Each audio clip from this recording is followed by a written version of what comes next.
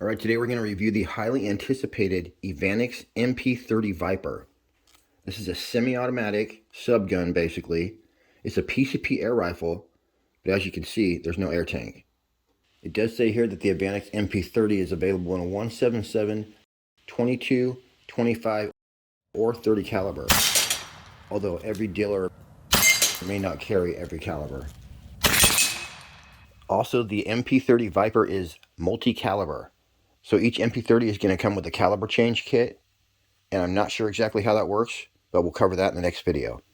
The two main Evanix dealers in the USA are New England Airgun and Patriots Airguns, but you can also find the MP30 at Airgun Tactical, and I even heard that Pyramid Air is going to be carrying it. So if you use a link in any one of my videos and grab one at Pyramid Air, I'll make 5%.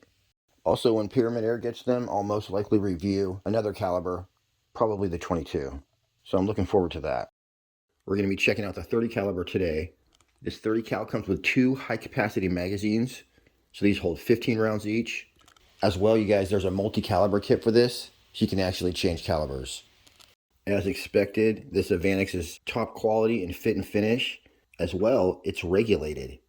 So you got one gauge for your air tank pressure, one gauge for your regulator pressure. And this thing's awesome. It's something completely new. There's nothing out there like it. This is patterned after the HK MP7, which is a personal defense weapon. As well, if you didn't know, the definition of a subgun is basically a rifle or carbine that shoots pistol caliber ammo. An example would be the MP5, which shoots 9mm. And these are a favorite with law enforcement and special forces because close quarters, they're just awesome. Now we have an air-powered version of this, and this thing packs a punch. So at self-defense distances, the Evanix MP30 Viper is very proficient. So in this video, I'll give you an up-close look at this bad boy. We'll test the accuracy, and I'll show you the basic operation.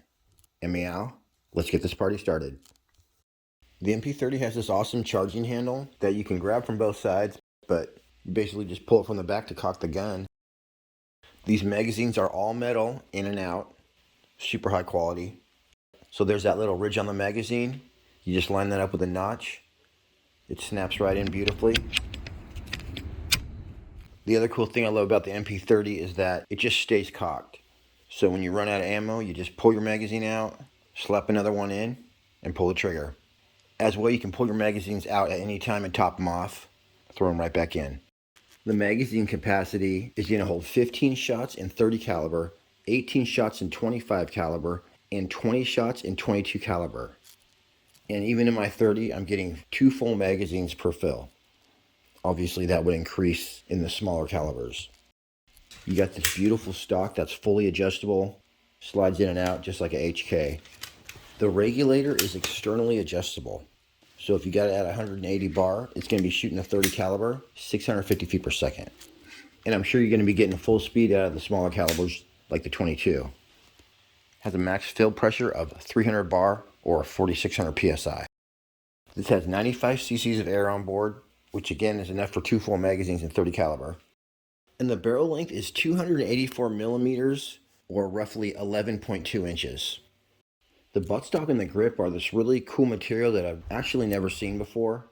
It's almost like a cross between soft rubber and plastic, but it really feels good. It doesn't hold fingerprints. I really like it. Your muzzle brake is removable, and I'm just going to assume that standard 1/2 UNF threads underneath. But even so, you can see how my LDC is shaped at the end, a little more narrow.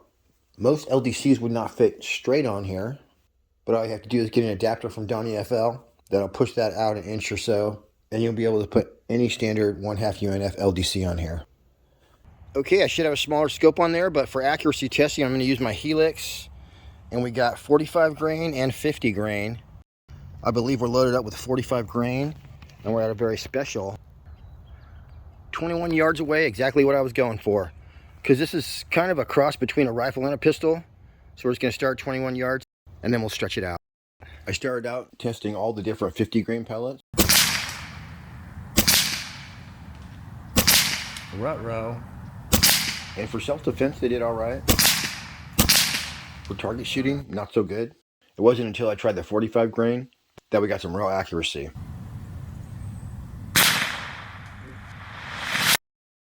Yeah, okay, so haven't even got to the 45, so I should have started with these. Here we go. Look at that, you guys.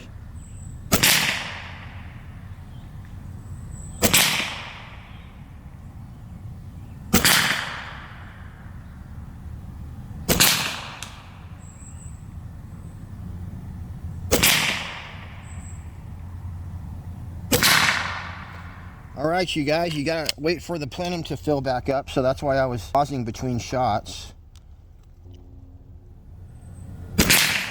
Look at that business, you guys. 2 through the same hole.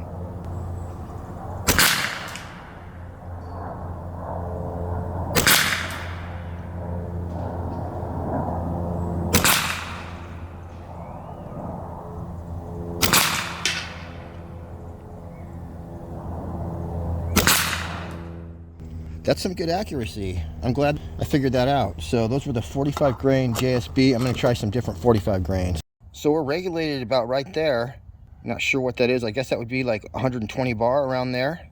And at the bottom of our grip is our tank pressure. So I'm gonna actually top that off. There's a little trap door in the front that hides the quick disconnect Foster fitting, so no fill probe required. And now here's some fresh bullseyes, and we're testing the 45 grain pellets. All right, we're back in business at 21 yards away. We got a full tank of gas. I'm gonna do a control group with a 44 grain JSB. All right, 5 loaded.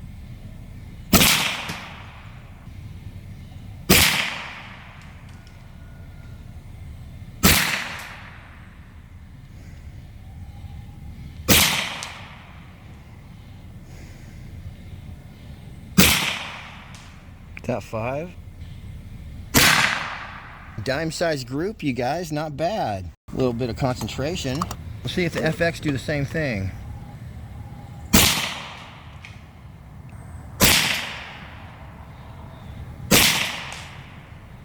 A big no on that. Let's try the AEA. And you guys, that's not the gun, that's the pellet. That's what I like to see.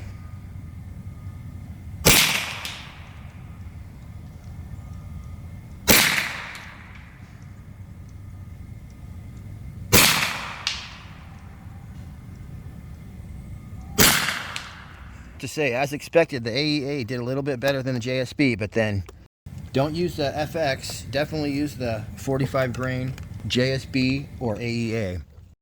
All right, these guys should be no problem. Take out the boss first. Wow, that's a big smack. Ooh. Did a little too fast on that one. Here we go.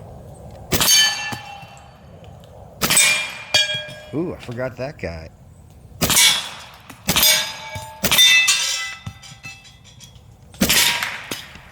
And you know what? I do what I want. Uh-oh. What the heck?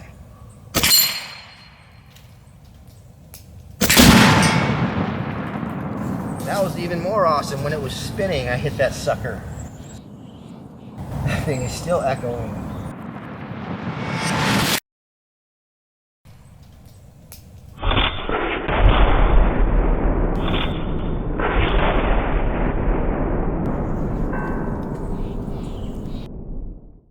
Thing is still echoing. The trigger pull on the MP30 Viper was just 3.8 ounces.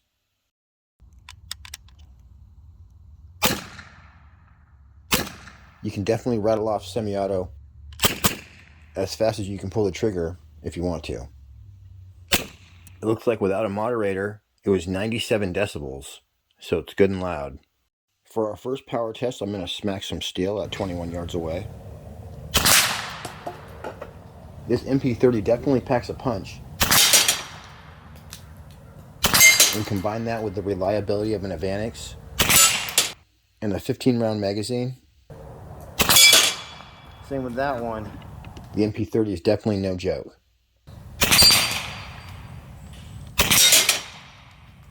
Direct hit.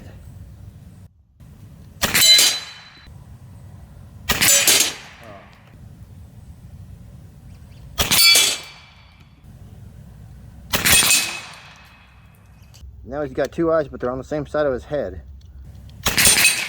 Wow, we got him down. That guy doesn't really go down.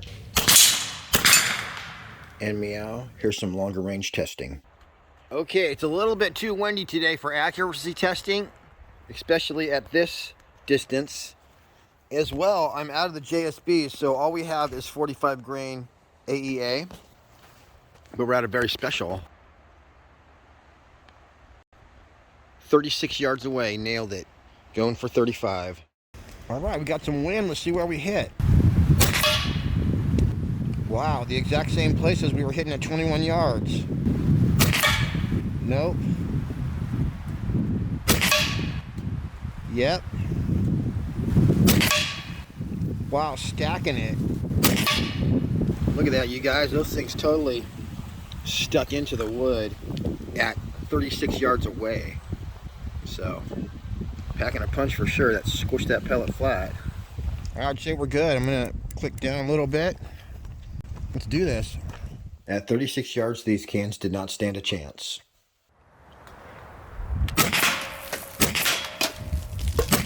That was interesting. Shooting sideways. Woo!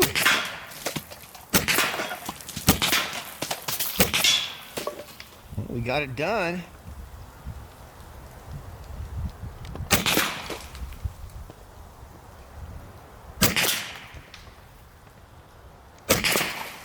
Dang, we got the survivors too. We got them all. Well, who's this guy? Oh! Yeah, baby. That was certainly fun. Can carnage, you guys. This is typical of what a 30 caliber direct hit does. But we got a lot of those. Everybody and his buddy all got nailed. These are all different cans, you guys. They're all messed up. All right, everyone, I appreciate you tuning in. Until next week, happy shooting. We'll see you on the next one.